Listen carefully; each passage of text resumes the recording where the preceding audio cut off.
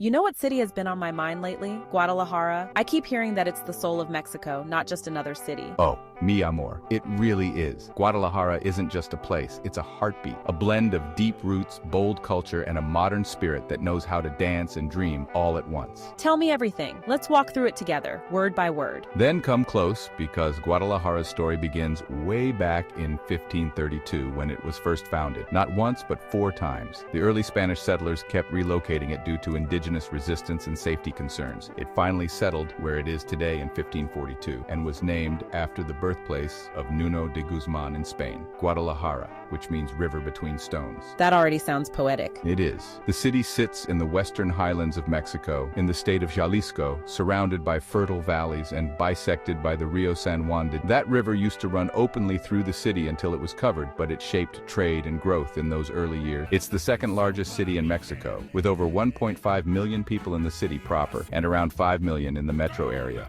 The population is mostly mestizo, a mix of indigenous and European ancestry, but you'll also find vibrant communities of indigenous peoples, Afro-Mexicans, and increasingly expats and tech workers. Oh yes, Guadalajara is often called the Silicon Valley of Mexico. It's become a hub for software development, startups, electronics manufacturing. Global firms have offices there now, and a younger generation is shaping a digital future grounded in tradition. What a beautiful balance. Modern minds and historic streets. And speaking of history, it's everywhere. From the majestic Cabanas, a UNESCO World Heritage Site with murals by José Clemente Orozco, to the twin towers of the Guadalajara Cathedral built in the 16th century. You have Teatro Regalado with its opera and ballet, and markets like San Juan, one of the largest indoor markets in Latin America. I'm already full and starving at the same time. Then we'd walk it off at Parque Agua Azul, or take a day trip to Tlacopac, where artisans still shape glass and clay with the hands of their ancestors. At night, we could go to a charreria, the Mexican rodeo, or watch a Chivas football match, one of Mexico's most beloved teams. And who were some of the dreamers born here? So many. Singer Vicente Fernandez, the king of ranchera music. Writer Juan Rulfo, whose haunting prose gave voice to Mexico's soul. Actress Gael Garcia Bernal spent some of his youth here.